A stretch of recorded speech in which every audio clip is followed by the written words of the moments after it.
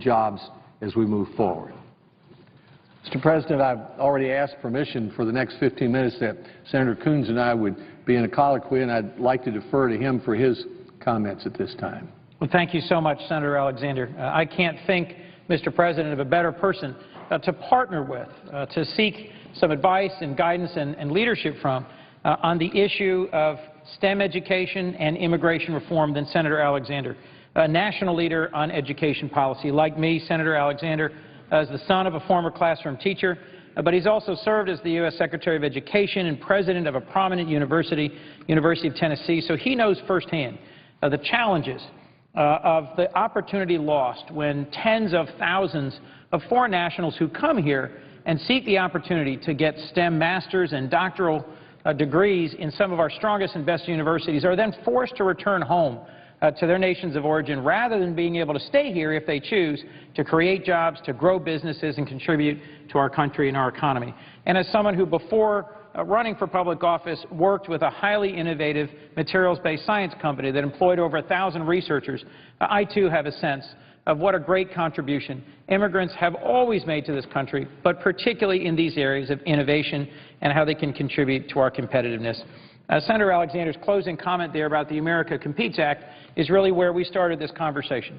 I came to the Senate knowing that my predecessor from Delaware, Senator Kaufman, had been a strong supporter of the America Competes Act, one of the few engineers to serve in the modern Senate, and I was happy to take up the cause and to press for its reauthorization in the waning days of the 111th Congress.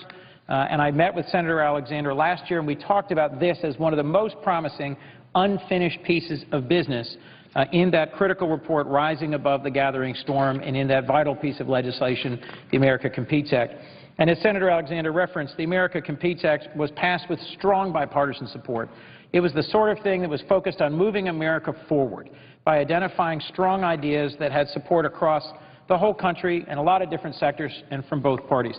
And it's my hope that this is the beginning of building a strong bipartisan coalition on moving forward on immigration reform. Let me talk for a minute, if I could, Mr. President, about our history and tradition of immigrants contributing to our country, being a strong part of job creation and growth here, and in particular, immigrants who come to this country to be educated in STEM disciplines, in science, technology, engineering, and math. If you think about it, for most of the last century, we had some of the strongest universities in the world.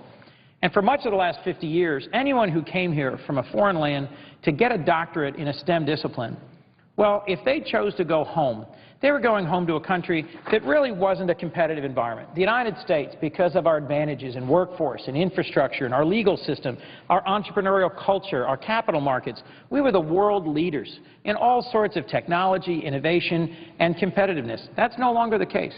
We still have the strongest universities in the world, 35 out of the top 50. But today, those 17,000 STEM doctoral and master's graduates that Senator Alexander referred to, when we force them to go home to their country of origin, rather than allowing them to compete for those jobs here and contribute to the American economy, they're finding open arms.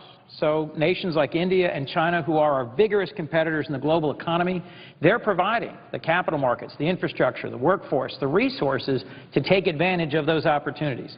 We need an immigration system that responds to the modern economy and the opportunities of a highly competitive modern world. Rather than hemorrhaging these highly skilled folks and having them return home, we should give them the opportunity to participate in being job creators here. And the numbers bear this out, Mr. President. If you take a look at the Fortune 500 companies today, more than 40% of them were founded by immigrants or their children.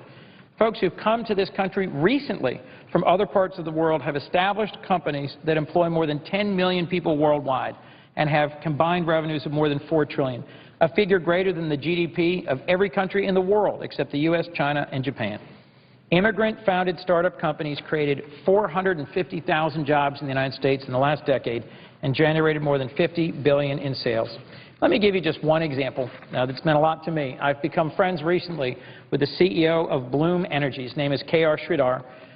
In his native India, he got his undergraduate degree, but he came to the United States to get his doctorate in mechanical engineering and then went on to be a researcher at NASA's Ames Center and made a critical invention in solid oxide fuel cells.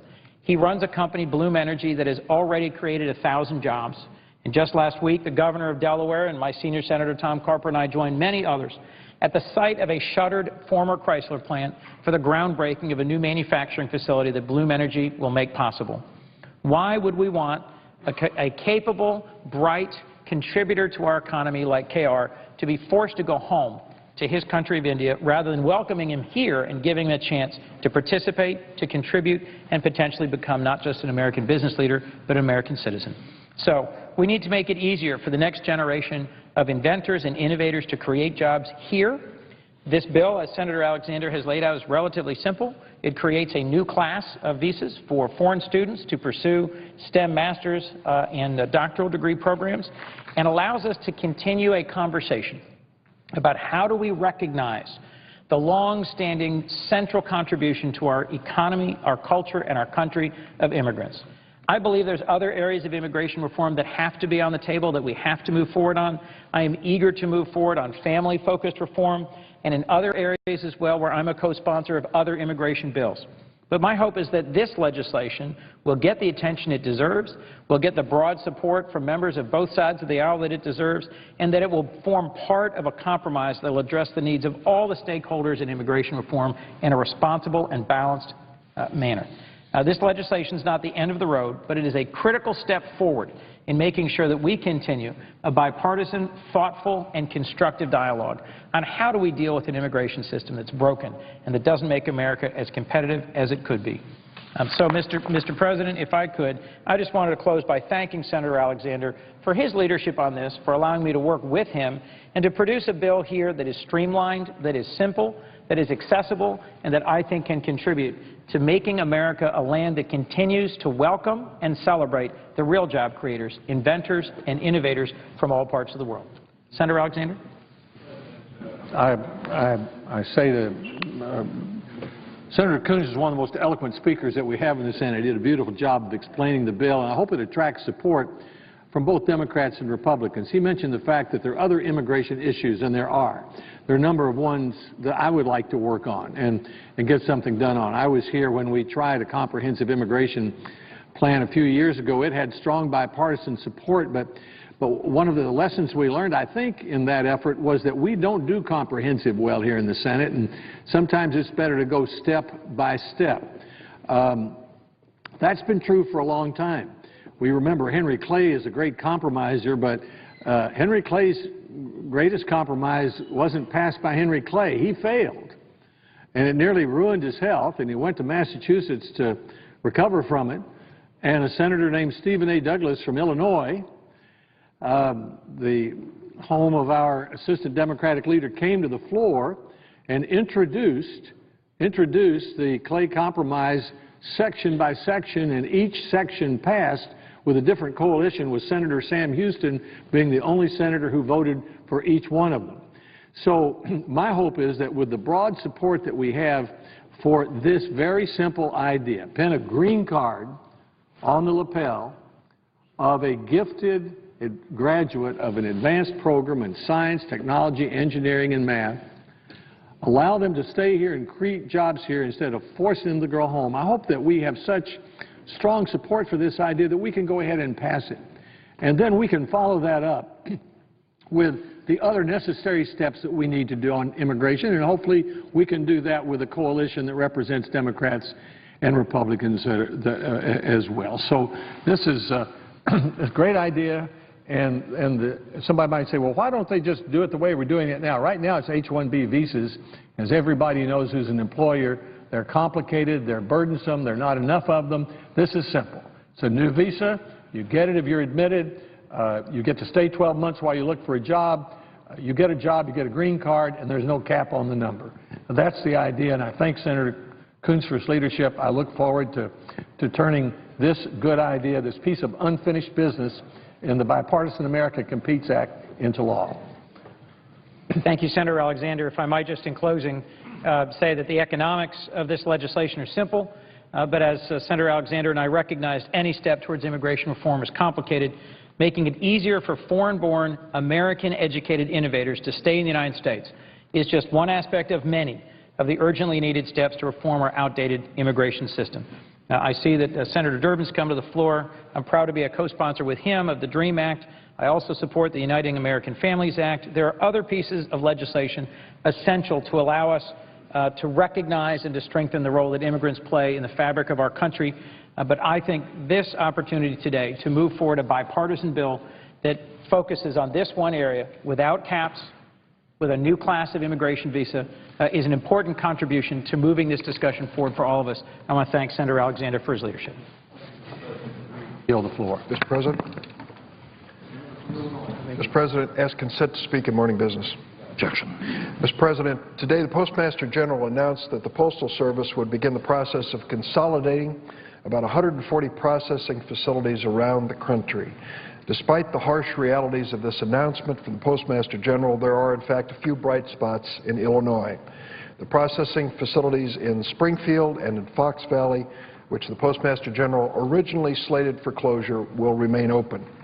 Additionally, I'm glad the Postmaster General has heeded our repeated calls to keep Illinois jobs in Illinois and other jobs in the states where the processing facilities currently exist.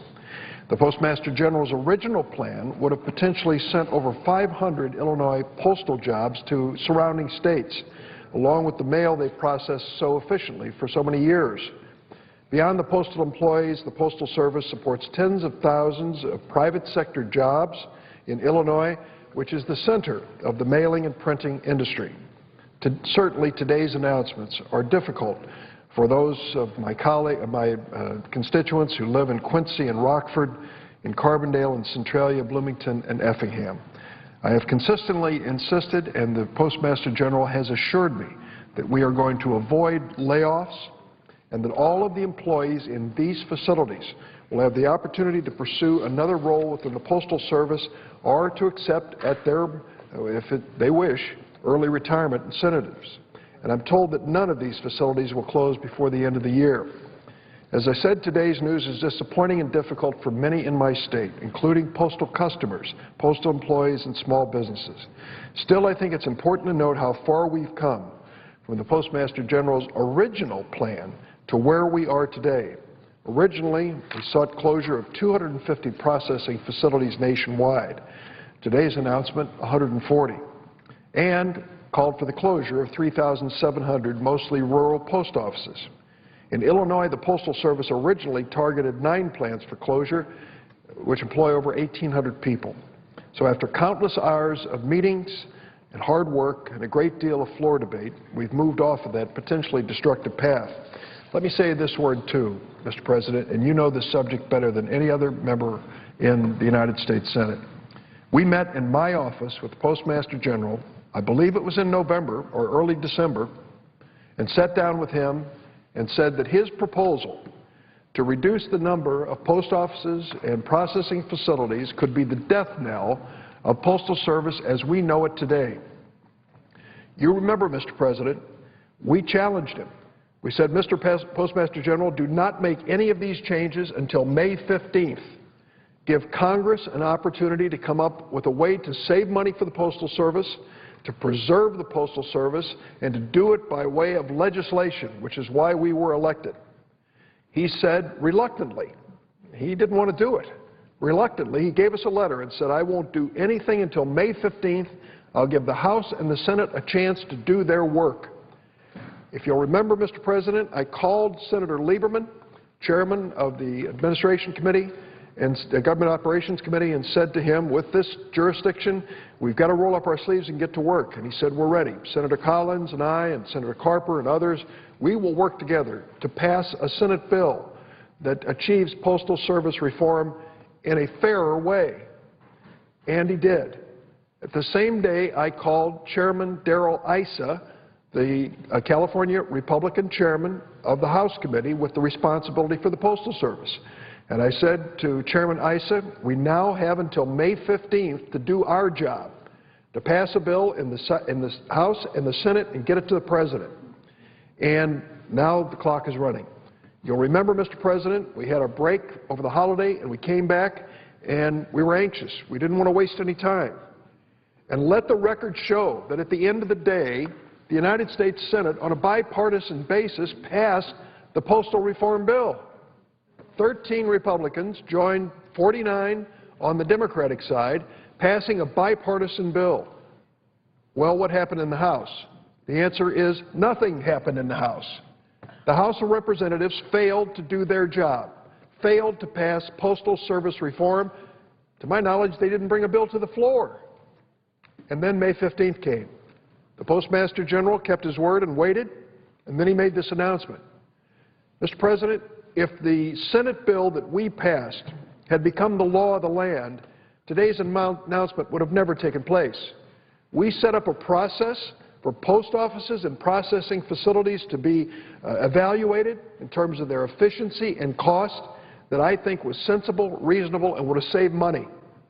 We didn't get to that point because the House failed to act. That is the harsh reality of why we face what we do today. Only the Speaker of the House and his majority can explain why they didn't accept the challenge to legislate. My question to them is, if you're not here to legislate, why are you here?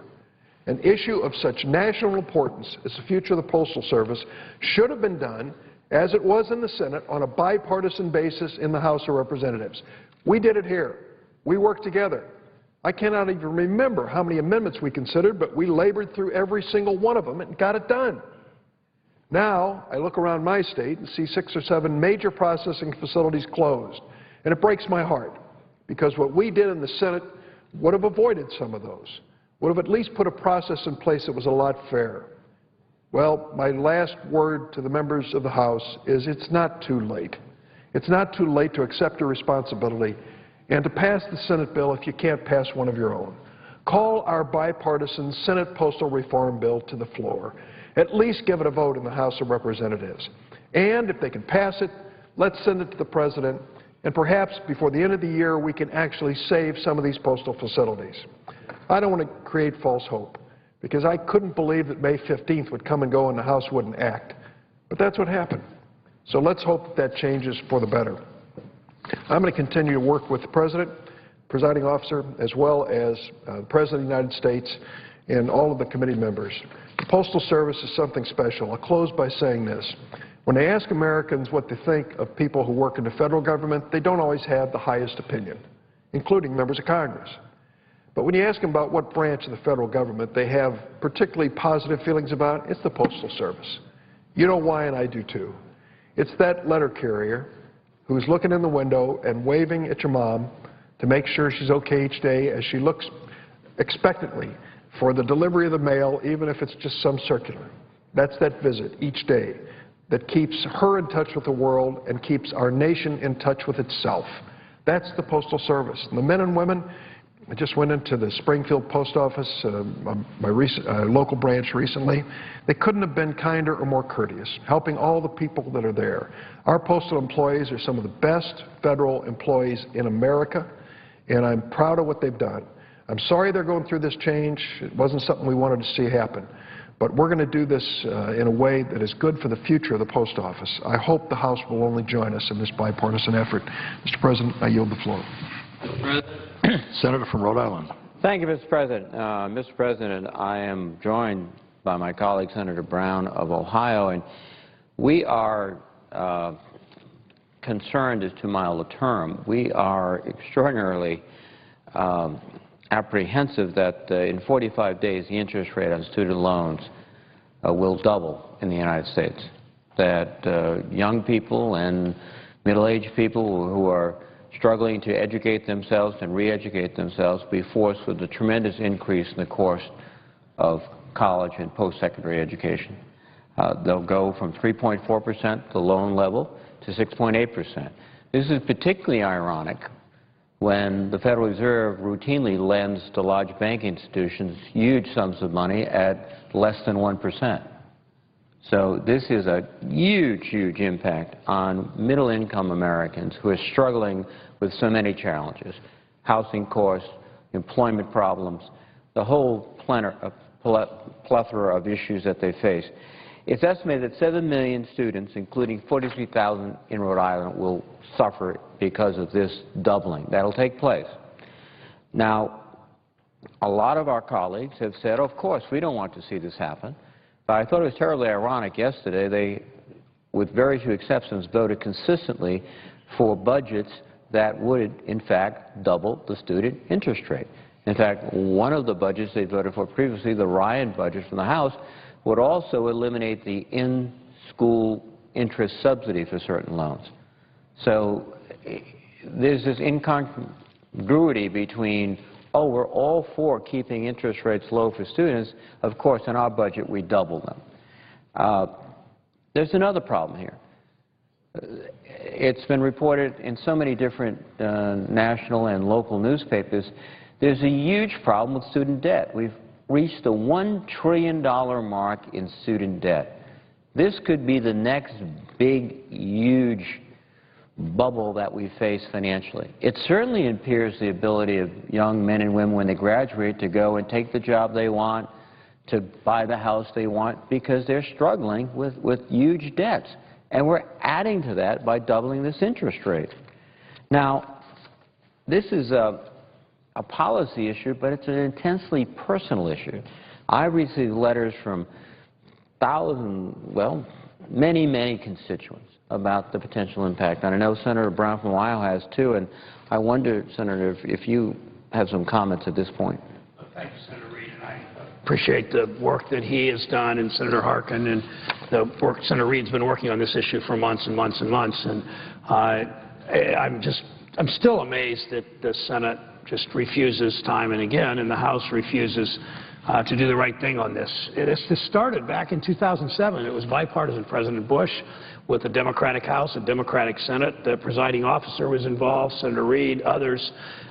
We passed it. We did a 5-year freeze of interest rates, and now the bipartisanship seems to have gone. And repeatedly, this body has either failed to step up or actually voted no, and voted wrong in some cases to move forward on this. And as Senator Reid hears, I have tens of thousands of people. I say 380,000 Ohioans are now in the Stafford subsidized loan program.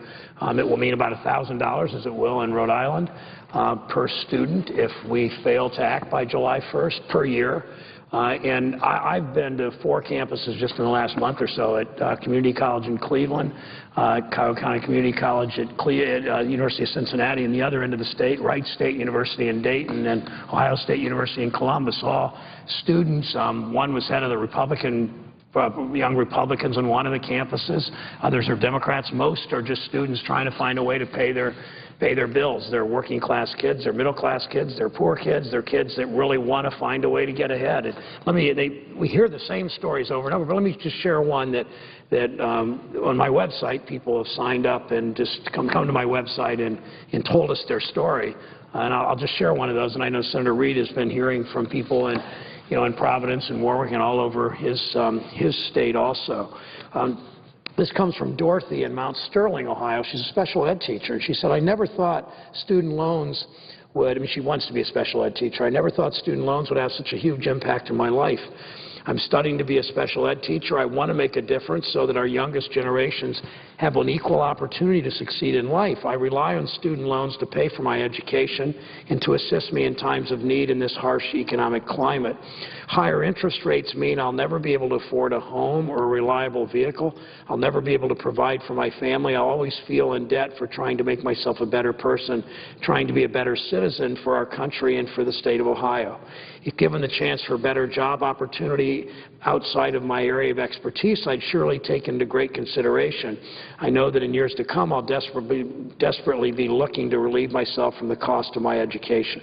I feel like I've been punished for wanting an education, wanting to better myself so that I can better the lives of others. I want to make a difference. I'm fighting against those who don't even realize what it means to truly struggle. Please don't stop fighting for me.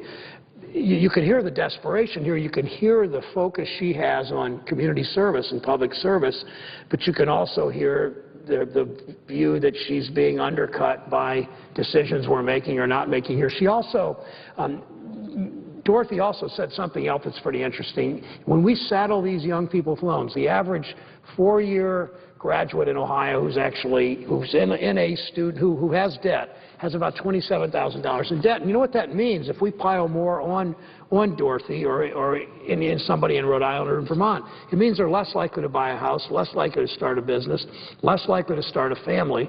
That's just morally wrong that we are standing in their way or making that harder. But think what it does to the economy, too. I want people like her to get an education without huge debt, to buy a home, to begin to provide and prosper and lift up lift the whole community in her as a productive worker and somebody who cares about the community. We have no business taking this away from people like her and adding to her debt, and that's why we've got to do this by July 1st. If I could yield back to the senator from Rhode Island.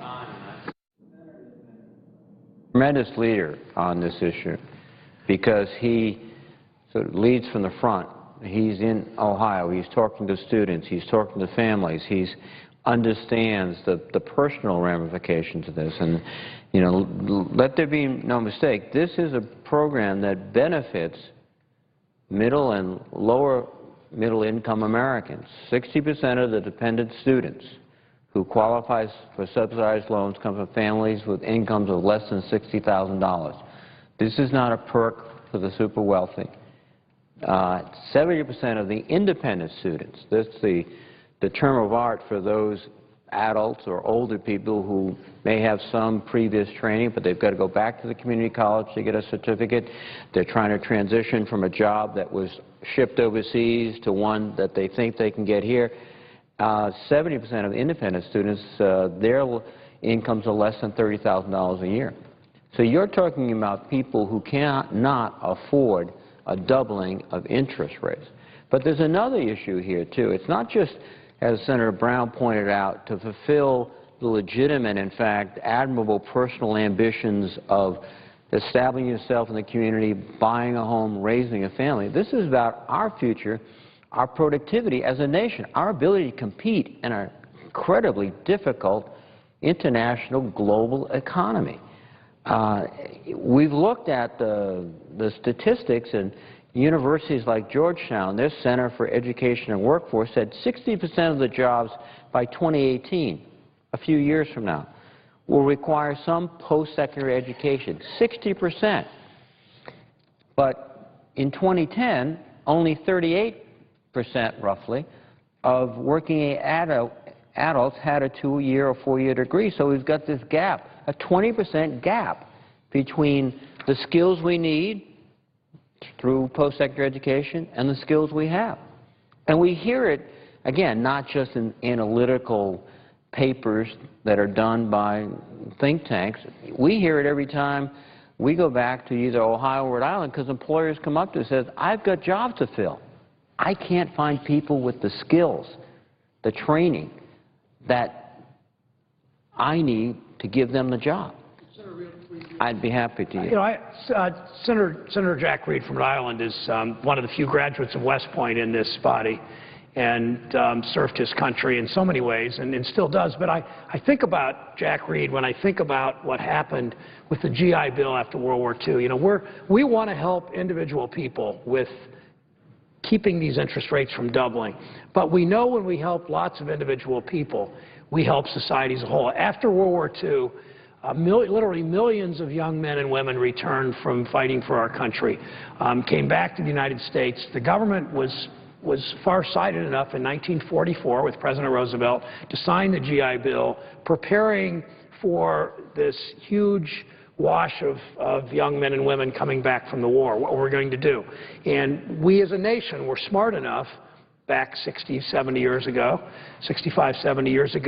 to help millions of those young men and women one at a time by helping them with their education. But you know what else it did? Those millions of students that benefited from the GI Bill gave so much to society. The prosperity, perhaps our best times economically as a nation, 40s, 50s, 60s, 70s, came out of the GI Bill because when government helps in partnership to give opportunity to thousands or hundreds of thousands or millions of people, it also helps the country as a whole. And that's really part of our philosophy of public service in many ways. So what these Stafford loans, these subsidized loans do, as do Pell Grants, And, you know, we're seeing efforts to cut Pell Grants by the House of Representatives, too, which is just the stupidest thing ever in my mind, but I don't understand the way some of them think.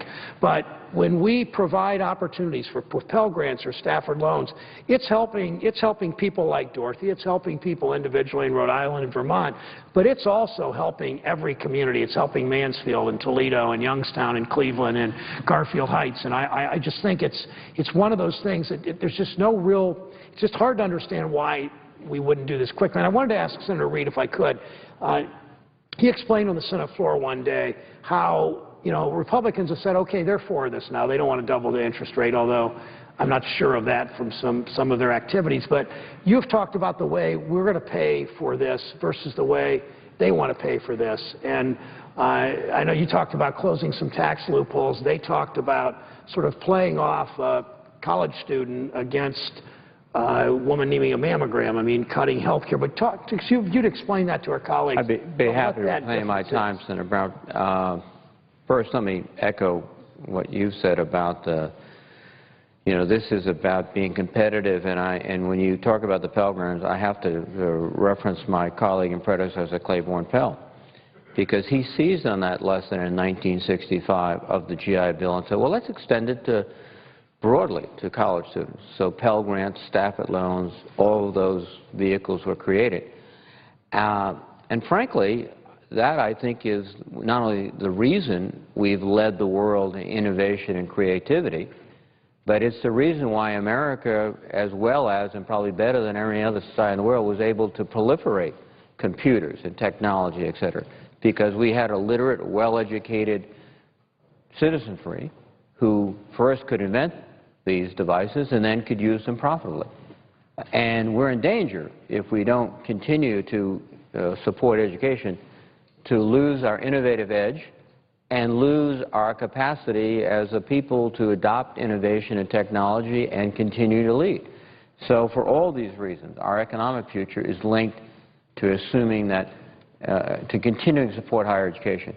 There's another point before I sort of talk about the way we propose to pay for this, is that there's been some on the other side say, well, you know, the problem is tuitions are just going out of sight and we're contributing to those tuitions. Well, in the course of this program, the maximum borrowing is $23,000. So this is not the driving force. And colleges do have to recognize they have to rein in costs. But this is not the driving force. This is the way so many families are able to make it through college and make it in to the economy and move up the economic ladder. But what our colleagues have said, oh, we're all for preventing this doubling. Of course, yesterday they voted consistently, with very few exceptions, to double the interest on Stafford loans. So what you say and what you do sometimes are different. But then they said, well, the real dispute is how we pay for it. We want to pay for it by going after money in the prevention fund. This was part of health care reform. But this prevention fund is absolutely critical. One, as Senator Brown indicated, people need diagnostic tests. They need to be able to go to a medical facility and get advice, assistance, a test, so that they can avoid problems. That's not only sensible for the individual, that's the only way we're going to get a handle on the proliferation of costs in the healthcare sector. One of the ironies of our current healthcare system, pending the, we hope, implementation of the Affordable Care Act, is that we have millions and millions of Americans who have no real access to health care, no access to preventive care now, no access to simple things like cheap pharmaceuticals to control cholesterol until they get to be 65 years old, and then they go into the doctor's office and they have Medicare, but their problems are so much more expensive. I was speaking to ophthalmologists in my office, and they said, you're absolutely right. We see people who come in for the first time really with health care under Medicare that have serious problems, adult onset diabetes, glaucoma problems. If we had seen these individuals 10 years ago, or a physician had, through a prescription or through other very inexpensive therapies, we could have avoided all these tremendous costs. That's what they're going after. And oh, by the way, that is, to me, that's another middle-class program, basically, because frankly, if you are well off and well situated financially, you will get all the preventive care you need. It's those people who are struggling in the middle class and moving into the middle class that need this prevention fund. Now, what we have proposed, not to attack another benefit, we hope, or smart, wise, cost-effective approach to health care that would benefit middle-income Americans, we're going after a tax dodge, plain and simple.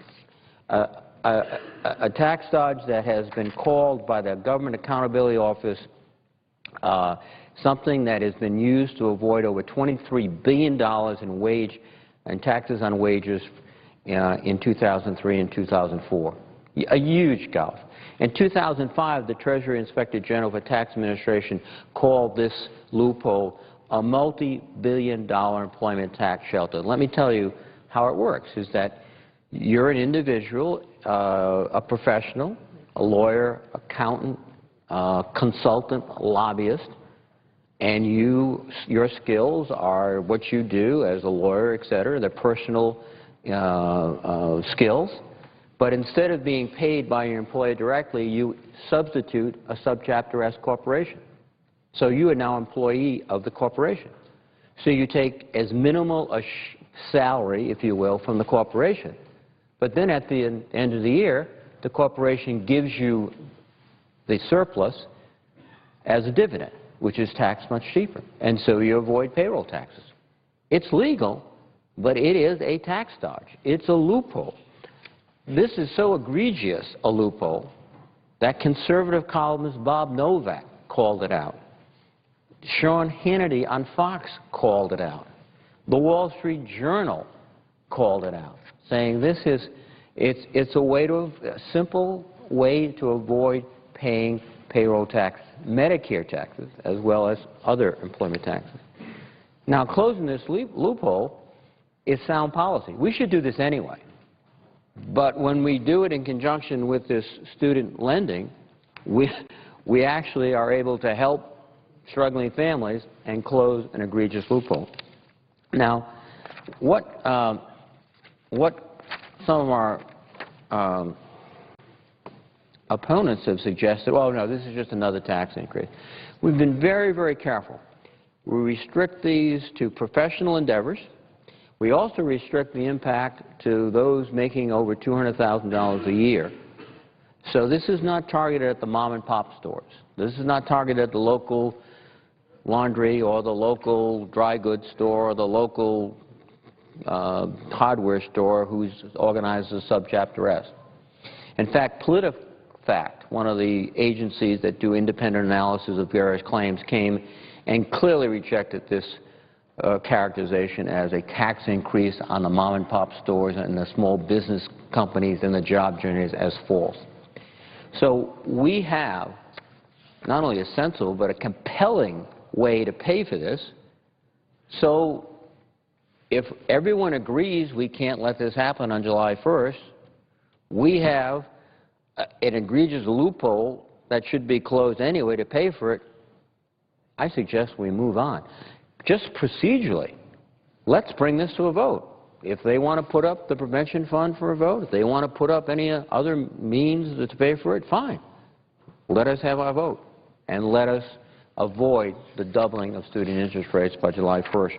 But I know the senator from Ohio has some comments. Thank you, and I appreciate that explanation, because this is a tax loophole that almost anybody that's fair-minded about this sees is a giveaway to they've called it the Newt Gingrich, John Edwards to be bipartisan tax loophole, that each of them benefited tens of thousands of dollars. Again, they didn't cheat, they didn't break the law, they just took advantage of a tax loophole that I would think everybody here would want to close, because most people play it straight. They run their income is their income. They pay the Medicare tax on it. This is a case where they don't, and I thought, believed in some fairness and taxation. But back to the individual people who will benefit from this, and that's why Senator Reid's involved. That's why the presiding officer, Senator Sanders, I know, cares about this. And let me just share in closing one last letter. This came from Courtney in Galloway, Ohio. I, like many other students, always had a college savings account. I remember putting birthday and holiday money in it every year. I always assumed it would pay my way through college. Before I even made it to high school, my grandmother fell gravely ill. My family had no other choice but to use my college savings to pay for her hospital bills and eventually to pay for her funeral. Since then, paying for college has been my own responsibility. All the loans are in my name. It's a burden that is constantly hanging over my head.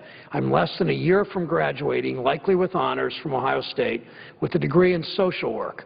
But instead of being excited and looking toward my future, I'm constantly worried about my loan debt and the possibility of rising interest rates. And I could interrupt the letter for a second. Think about that. I mean, she's about to graduate. She wants to serve the country. She wants to serve her community. She clearly grew up with the right values, putting money aside, not spending things she wanted to do, I'm sure, you know, when she was mowing lawns or babysitting or whatever she did in her teens, putting it aside, then spending it on her grandmother's medical expenses. And now she's worried upon graduation, a wonderful moment in her life.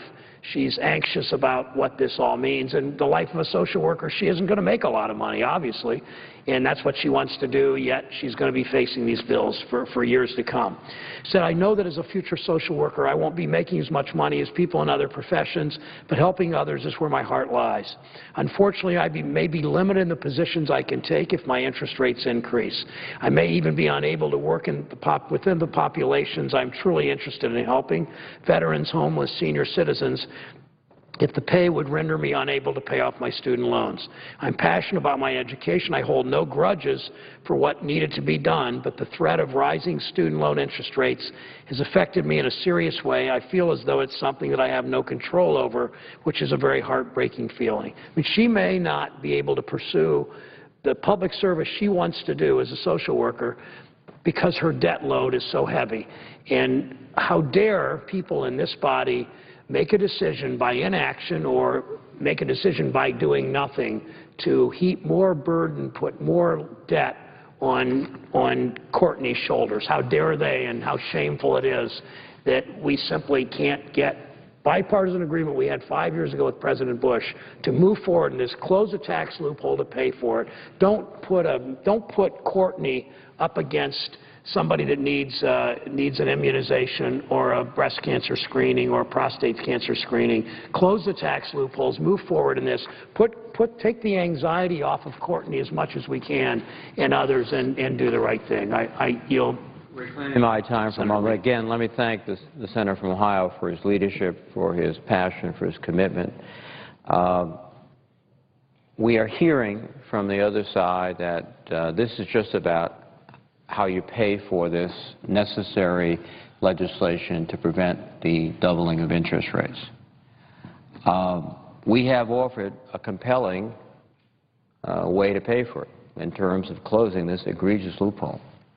They have, as Senator Brown indicated, once again put on the chopping block, if you will, preventive services for families across this country, and potentially the most sensible way to begin to reduce our health care costs over time. They have, when they wanted to, completely ignored paying for things like tax cuts. We've seen that. Just recently the House passed the so-called Small Business Tax Cut Act with no offsets. So to hold these, literally, these students hostages to their unwillingness to bring the bill to the floor, to debate it vigorously, to vote on their proposal to pay for it, to vote on our proposal to pay for it is, I think, unfortunate, if not unconscionable. We have 45 days left. With that, Mr. President, I would yield the floor. Mr. President. Senator from Minnesota. Mr. President, I rise today to urge my colleagues to join me in passing a critical bill that keeps the faith with the men and women of our reserve forces. Representative Klein, Republican congressman from Minnesota, has led this effort in the House. I am leading it in the Senate, and it really affects troops from all over the country, a promise that was made to them that must be kept. My home state of Minnesota, Mr. President, has no large active duty bases, but we have a long and proud tradition of military service in our National Guard and our reserves. Throughout every military engagement since the Civil War, including the 2 wars we have fought over the past decade, Minnesota's National Guard members and reservists have served with courage and honor to defend our nation overseas. In fact, it was a ragtag group of workers and farmers who signed up for the precursor of the National Guard during the Civil War, went to the Battle of Gettysburg, and had the highest percentage of casualties of any unit in the Civil War. And there's a big monument for them honoring the fact that they had that high rate of casualties and, in fact, held the line for troops to come in the Civil War. The wars in Iraq and Afghanistan have highlighted the importance of our brave citizen soldiers across the country and the unprecedented sacrifice that they have been called upon to make. The National Guard and Reserves were not built to serve as an active duty force for prolonged periods, yet at times as many as 40% of the American forces fighting in these wars have been Guard and Reserve troops. And I know, Mr. President, you know that from Vermont, where you have many National Guard that have served our country. Just last month, about 3,000 members of Minnesota's National Guard 1st Brigade Combat Team, our Red Bulls, returned home from a year of service in Kuwait, assisting the drawdown in Iraq. Some of these men and women weren't serving for their first, second, or third time. I've met these soldiers. Some of them were serving for their 4th time, for their 5th time, some even for their 6th time, Mr. President. The repeated mobilizations and overseas deployments of Guard and Reserve units have profoundly affected families and communities in Minnesota and across the nation. That's part of the reason we push so hard to bring those troops home from Iraq. And that's also why in 2007, in recognition of the extraordinary sacrifices that our service members and their families have made, the Department of Defense created the Post-Deployment Mobilization Respite Absence, or PDMRA as it's called, program. The PDMRA program awards extra leave days to service members who deploy beyond the standard rotation cycle. The motivation is simple.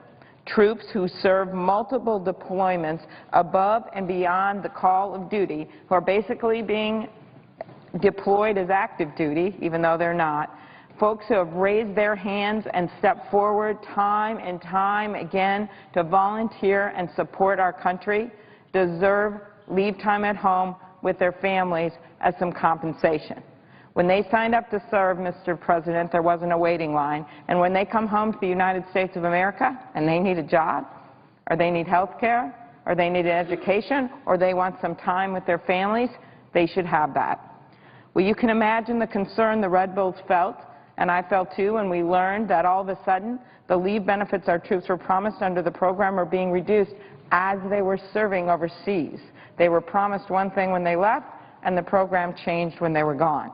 Here's what happened. Until last fall, members of the reserve component who served more than 1 year out of 6 could be awarded up to 4 extra PDMRA leave days for each extra month of service. Then on September 30th, 2011, the Defense Department changed the policy, reducing the 4 days down to 1 or 2, depending on the location of service.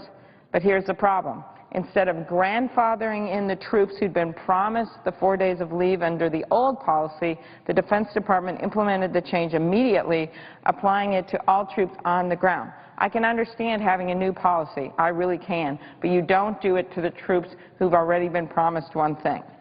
That meant that in the middle of their deployment, 49,000 reservists deployed around the world who'd been promised up to 4 days of leave for their service each month and who had earned their leave were told with little warning that the days that they were promised under the PDMRA program were going to be cut starting October 1st, 2011. Well, as you can imagine, this was a real setback for our troops and for many reasons. First of all, it means that they would get less time at home with their families after who they haven't seen, their kids, their spouses, their parents. Second, it means our troops and their families are forced to cope with unexpected financial challenges as their leave benefits are cut without warning. Finally, the change has meant that our reservists, who, unlike the active component, don't necessarily have a job to come back to when they separate from duty, are faced with an increased and unexpected urgency to find employment. Well, Mr. President, our economy is on the mend. It's stable, but we are still seeing, as you know, record numbers of unemployment among our veterans of the past 2 wars. Now is not the time to cut the leave benefits of people who have been promised the leave and push them out to find their own way. When the men and women of our armed services signed up, they did it for the right reasons. They are patriotic. They put their life on the line for our country. And the least that we can do is keep the promises that we made. That's why my colleague in the House of Representatives, Congressman John Klein, himself a decorated veteran, and I introduced legislation that makes a simple fix to this program. Our bill does not reverse the new policy change which the Department has made after a careful review of the program. Our bill simply grandfathers troops deployed under the old policy so that they receive the leave benefits that they were promised. Mr. President, I want to take a few moments to share just a few key points about this bill. First, it has bipartisan support in both the Senate and in the House of Representatives. In fact, it passed in the House on Tuesday night with the support of all representatives. Second, the cost of this bill is fully offset. No new spending is created in this bill. And finally, this bill is now supported by Secretary Panetta himself. It is supported by the Department of Defense after they realized what the effect of this policy would have if troops were not grandfathered in. Mr. President, this is a country that believes in patriotism, and patriotism means wrapping our arms around those who have served and sacrificed for our country. I think all of my colleagues here today agree that nobody needs and deserves our support more than the men and women who have offered their lives in defense of our nation. For 10 years, the men and women of our National Guard and Reserves have done their duty. Now, I believe it's for us in Congress to do our own duty to make sure that our troops receive the benefits that are their due. Thank you, Mr. President. I yield the floor. Mr. President, I note the absence of a quorum. Clerk will call the roll. Mr. Okaka.